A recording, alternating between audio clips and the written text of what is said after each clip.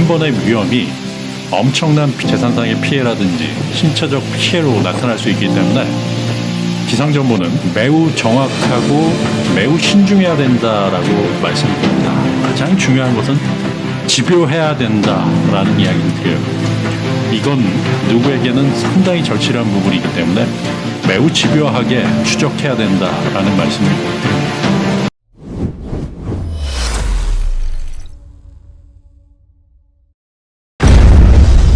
지금 보시는 화면은 12시간 동안의 구름의 위성 사진의 모습이고요. 보시면 중국 우한부터 상하이 아래쪽으로 향하는, 그리고 큐슈 지방, 그리고 오사카 지방 쪽으로 정체 전선들이 형성되면서 금일은 중국과 그리고 큐슈 지방에 상당히 많은 비가 내렸던 것으로 확인되고 있다. 이것은 일본 기상청에서 보고 있는 재난 경계 레벨에 대한 이야기고요. 보시면 큐슈 지역이 상당히 많은 비가 왔다라고 볼 수 있어요.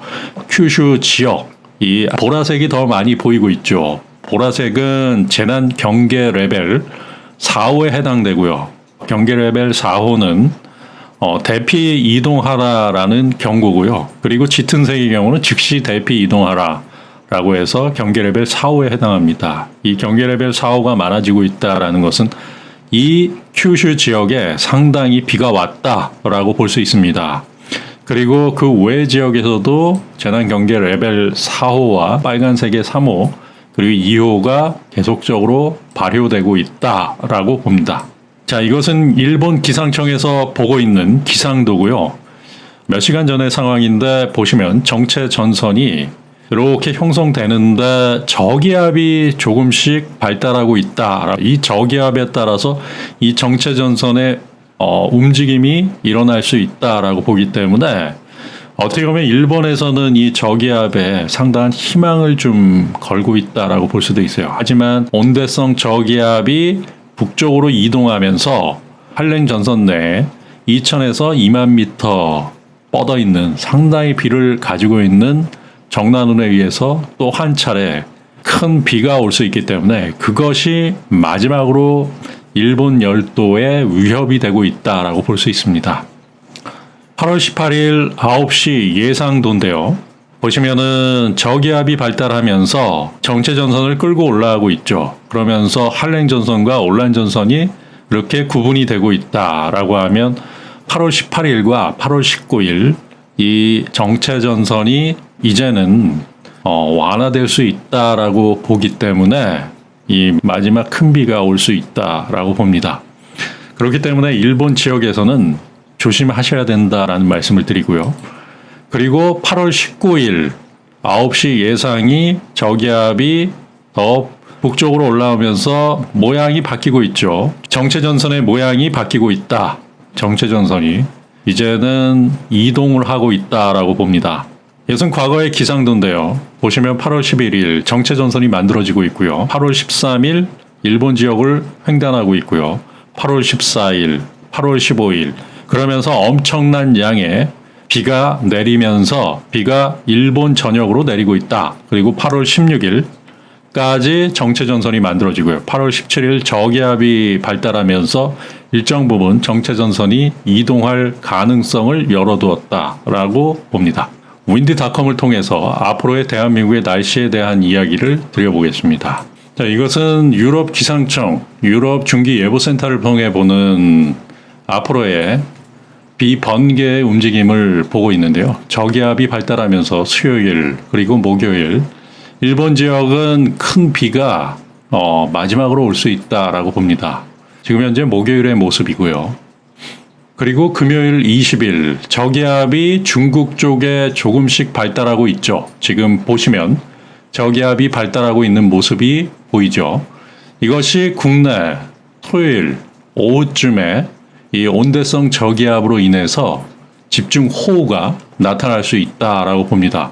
토요일 오후에 보시면 부산 지역 그리고 광주 지역 온대성 저기압으로 인한 한랭전선이 만들어지고 한랭전선에 의한 정난운 바로 2000m에서 2만 m까지의 많은 비를 가지고 있는 구름대가 이동을 하면서 대한민국 쪽에 상당히 많은 비를 내릴 수 있다라고 보고요. 여기 빨갛게 보이는 거는 30mm 가까운 비가 되고요. 그 다음에 이렇게 희게 보인다라고 하면 그 이상의 비가 나타날 수 있기 때문에 3시간 누적으로 봤을 때 부산광역시 그리고 중부지방에 상당히 많은 집중호우가 나타날 수도 있겠다라고 봅니다. 유럽중앙기상센터에서 바라보는 바는 대한민국의 토요일 집중호우가 나타날 수 있기 때문에 이를 조심하라라고 예측하고 있습니다. 일요일까지 비가 연결이 되고요. 그리고 한동안 소강 상태를 보이다가 다음 주에 또 저기압들이 또 만들어지고 있어요. 온대성 저기압이 이렇게 계속적으로 중국에서 생성이 되면서 우리나라로 향하고 있다라고 하고요. 그러면서 이 온대성 저기압이 상당히 많은 구름을 몰고 올 것이다 라고 해서 보시면 화요일 역시도 상당한 구름대가 형성이 되고요. 이것은 3시간 50mm 이상의 구름대고요. 그리고 다시 우리나라를 지나가고 그리고 또 만들어집니다. 또 온대성 저기압이 만들어지고요. 그리고 대한민국을 향해 이동한다. 계속적인 이런 상황들이 다음 주 내내 지속될 것이다 라고 봅니다. 이것은 미국 기상청 GFS 모델을 바탕으로 해서 앞으로의 비번개 예보를 예측하고 있는데요. 보시면 이 역시도 비슷합니다. 목요일 일본 저기압이 위쪽으로 향하면서 일본에 비를 계속적으로 내릴 것으로 보고요. 금요일 그리고 토요일 경에 금요일 이후 저기압이 만들어지면서 중국에서 한국으로 이동하고 있다. 이 저기압이 만들어지면서 토요일 오후쯤에 대한민국에 비를 내리고 있다라고 하는데 3시간 강우량, 누적 강수량으로 30mm 이상, 때에 따라서는 50mm 이상의 비가 올 수 있다라고 미국 기상청에서도 바라보고 있어요.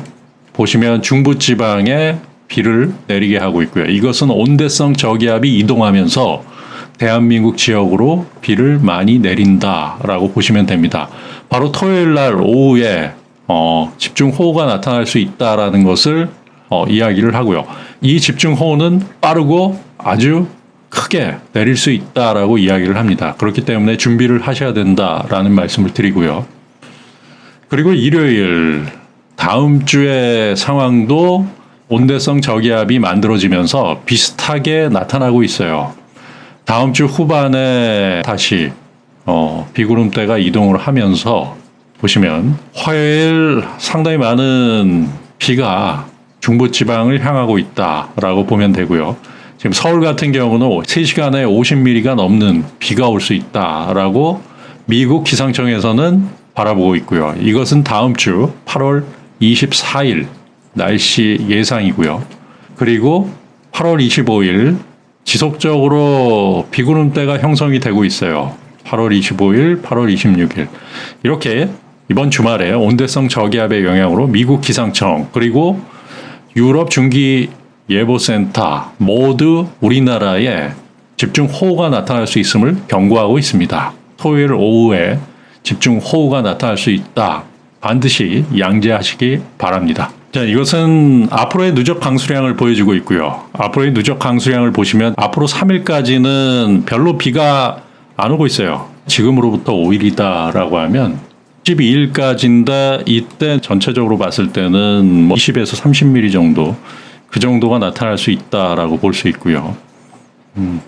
서울을 포함한 중부지방이 많이 올 수 있다라고 보는데요. 보시면 10mm, 26mm가 집중되기 때문에 6시간으로 50mm가 넘는 양이 올 수 있는 상황들, 호우가 나타난다라고 하면 시간당 50mm가 넘는 양이 올 수 있기 때문에 토요일의 경우에는 미국 기상청 그리고 유럽 기상청 모두 상당한 양의 비가 대한민국의 온대성 저기압으로 집중될 수 있다라고 예측을 하기 때문에 조심해야 된다라는 말씀을 드립니다. 이 부분은 앞으로 계속적으로 추적을 통해서 이야기 드릴 것이고요. 날씨는 예측과 대응의 영역입니다. 다음 10일간의 누적 강수량을 보시면 서울의 경우가 130mm, 대전광역시가 206mm 정도가 집중이 될 것이다. 강릉시도 150mm가 넘게 나온다. 부산도 200mm가 넘게 올 수 있다라고 하는 거는 주말, 즉 토요일 상당한 양의 비가 오고 다음 주에 비가 왔다 개었다를 계속 반복하면서 비가 계속적으로 많이 올 수 있다라고 봐요. 온대성 저기압과 정체 전선이 대한민국 쪽으로 올라올 수 있는 상황도 나타날 수 있기 때문에 그러한 상황들이 어떻게 진행되는지를 좀 유심히 지켜보셔야 된다라는 말씀을 드립니다. 일본은 모레 정도에 이 정체 전선이 완화되면서 점차 온난 전선과 한냉 전선으로 구분되게끔 나타날 것이다라고 보는데요. 그 뒤의 상황에서 온대성 저기압이 대한민국을 향해서 오기 때문에 굉장히 조심하셔야 된다라는 말씀을 드립니다. 이런 기상 이변들은 피해가면 아무것도 아니지만 여기에 피해를 받는다라고 하면 엄청난 재산상의 피해와 신체적 피해가 나타날 수 있기 때문에 단 한 번의 피해도 치명적일 수 있기 때문에 항상 이 날씨 정보는 매우 중요하다라고 볼 수 있고요. 우리나라 기상청도 중요하지만 전 세계 예측 모델이 발달된 훨씬 더 많은 투자를 하는 기상 예보 모델이 많이 있어요. 그 중에 하나가 유럽 중기 예보센터이고요. 그 중에 또 하나가 미국 기상청이고요. 그 중에 또 하나가 일본 기상청입니다. 그렇기 때문에 여러분들이 이러한 부분들을 잘 참고하셔가지고 가장 중요한 것은 본인의 피해를 최소화하는 게 있고요. 또한 본인의 자산과 그리고 신체적 피해를 막는 부분이 가장 중요하다라는 말씀을 드립니다. 앞으로도 전 세계 기상청 정보를 바탕으로 해서 보다 정확한 정보를 여러분들께 전달할 것을 약속드립니다. 감사합니다.